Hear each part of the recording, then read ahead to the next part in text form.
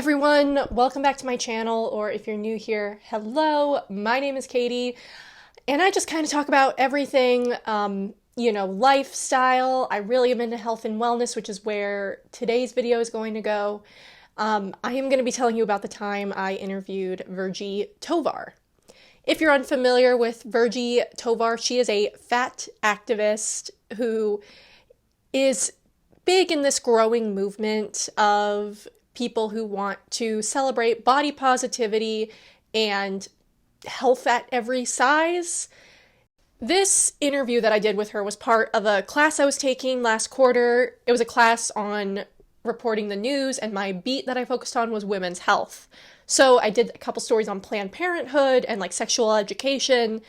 And because Virgie Tovar came to my campus at Stanford, I realized that this would be a topic I could cover for my large project I had to write, my feature. And I felt some hesitancy because I know that I disagree with Tovar on a lot of what she says.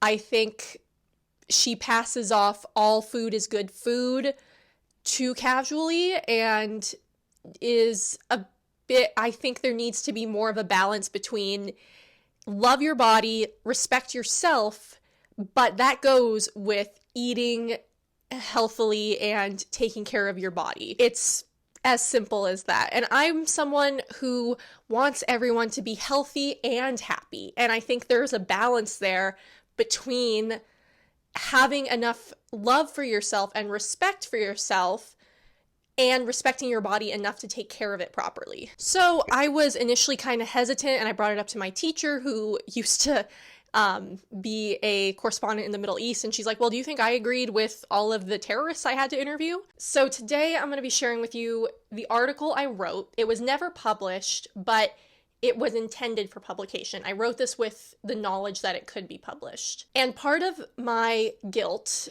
came from the idea that, one, I could have been deceiving Virgie because I didn't make my opinion known to her in the interview, or two, that I would be possibly promoting someone who is encouraging people to not be as healthy as they can be. And I realized I just had to get over that because she's a public figure. I'm attempting to be a public figure with writing and YouTube.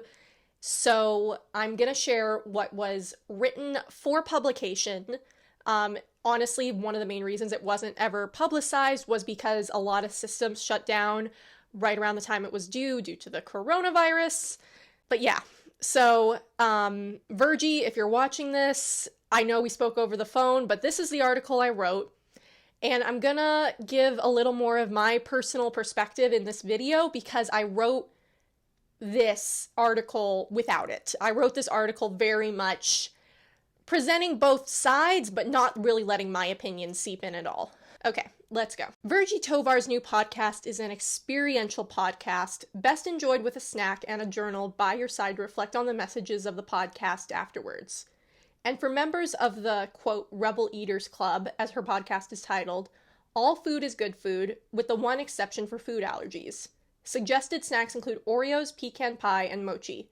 Listeners hear not only Tovar's advice on life and not dieting, but also her and her guests enjoy food during the podcast in a millennial twist on dinner and a show. So a couple things that I was a little uncomfortable with. This idea that all food is good food. What does that mean? How do you qualify that? What is good? Does good mean healthy? Does good mean it tastes good? Tovar talks a lot about this notion that food is neutral, we as people assign a value to food as it being good or not good. And this is often comes across in diet mentality, oh, I can't be bad and cheat on my diet. Personally, I agree. I don't think diets work. I like my healthy lifestyle that I found, and part of that comes with avoiding some foods such as dairy most of the time, except for a special occasion. But I don't think this simplification of it is enough. It's not enough of a use of this term. This culture is constantly telling us all our problems would be solved if we ate less, says Tovar in her podcast. It shows up in the way fat people are treated as second-class citizens. Diet culture is everywhere and it's destructive.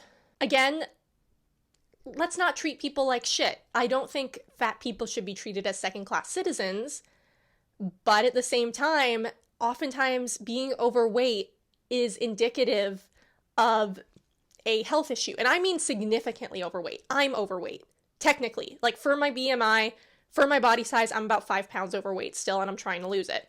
Because I feel healthier when I'm at that lower range of weight.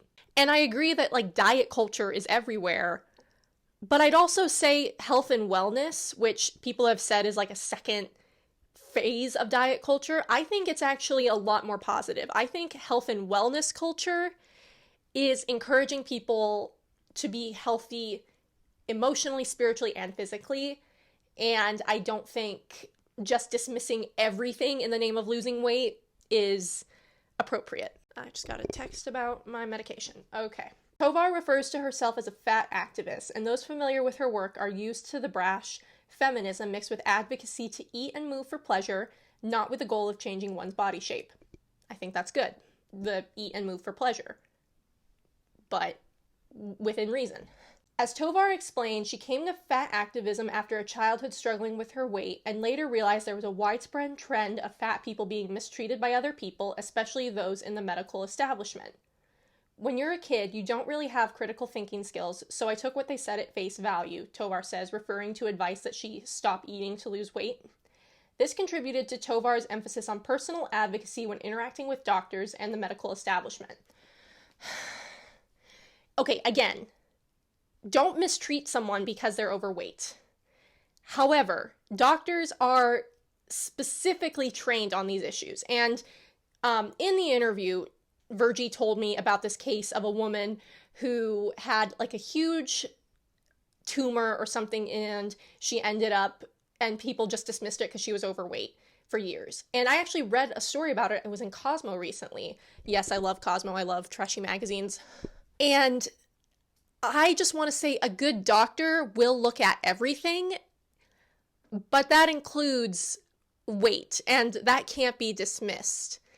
I really think it's absurd with, I don't know if Tovar said this specifically, but people are saying, you know, advocate for not having to be weighed at the doctor. It's an indicator of hormones, of health. For me, it's an indication of how well my medications are affecting me. And doctors need to listen to their patient, but that includes looking at bodily signs and symptoms. Tovar is not alone in her activism. Fad activism has been growing in popularity in recent years, often coupled with the body positivity movement, which typically focuses on encouraging people to feel comfortable and proud of their bodies despite their size. According to Tovar, however, fat activism takes a more deliberately political turn, as it looks to fight legal discrimination against overweight people. Tovar also expresses disdain that as the body positivity movement has gained popularity, it has been increasingly wider, straighter, and thinner. So the body positivity movement, and I may be citing this incorrectly, I believe started for people with disabilities. Body positivity can be good, but I think that comes with taking care of your body, and oftentimes that will mean being at a healthier weight, a scientifically backed healthier weight. It is hot in here. According to Tovar, food and movement should be enjoyed rather than be sources of stress linked to dieting and, quote, healthism. She spreads these views in her books, You Have the Right to Remain Fat, and forthcoming, it's now available, but when I wrote this, it was forthcoming. Actually, no, I don't think it is available yet. Oh well, I'll check on that. The Self-Love Revolution, Radical Body Positivity for Girls of Color.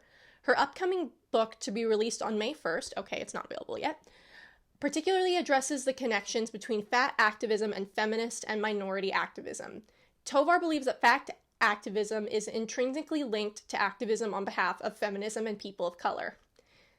The evidence, plus the lived reality of myself and many, many others, equal that we have a social problem that cannot be solved through the individual person. So this is where the activism component comes in, Tovar says. See, here's the thing. People of color cannot change their skin color. For the most part, women can't change their gender. And discrimination based on these issues is inherent, systemic, and something that people can't really change. To a certain extent, you can change your body size. It may be difficult, but it is possible. And that's why I think this is just not appropriate to link in some ways. Like when you look at people like who are Samoan, who naturally have a heavier set, if it's a biological reality, I can understand it. But for many people, being overweight is something they can control. As she explains, the link between how society mistreats overweight people can lead to lower self-esteem, which in turn has been linked to poorer decisions in relationships, both romantic and platonic, and continues the cycle of mistreating overweight people. In a stark contrast, her online presence is designed to show how an overweight person can thrive. She documents the food she eats for joy, the bold and colorful plus-size clothes she adores, and how she is excellent at being fat, according to one of her Instagram posts. Again, don't be a dick. Don't mistreat someone because they're overweight. It's as simple as that. And here we go to where I met with her criticism in the article. Tovar's good intentions aside, she has been met with a fair share of criticism, mostly rooted in health concerns that can arise when a person is overweight or obese. According to the CDC, the multiple risk factors associated with obesity, such as diabetes and high blood pressure, have such a strong correlation that it is indeed possible to claim that these risks are definitively associated with obesity. And here's the thing, Tovar, when I talked to her on the phone, she told me like a couple names of studies to look at. However, the CDC is, in my opinion, like one of the highest places you can go for medical research. I really think that science with bias is problematic, and people who want to prove themselves will look for that biased science. It's like how Freely, with her crazy veganism, never addresses any of the concerns and just says, oh, they're paid by the meat and dairy industry, As such, it's easy to target Tovar for being an overweight woman who, by quick assessment, many would believe advocates against weight loss. When she gave a TED Talk in 2017, she and TED conferences were heavily criticized. Her speech described little-known facts about modern diet culture, such as how the founders of the modern diet movement associated bland diet foods with purity. That's fucked up. In another segment, she describes how overweight people's medical conditions unrelated to their weight may be ignored by doctors, often with life-threatening complications. Again, fucked up. So doctors, do your job. The video of her speech has a nearly 1-to-6 ratio of likes to dislikes. I'll be honest, I disliked it. I really thought she was not addressing the health concerns in an acceptable way in that speech. However, this next statement is where I agree with her and where I'm glad I was able to speak to her and hear some of her perspective. Tovar claims she is not against weight loss if it is a side effect of well-being.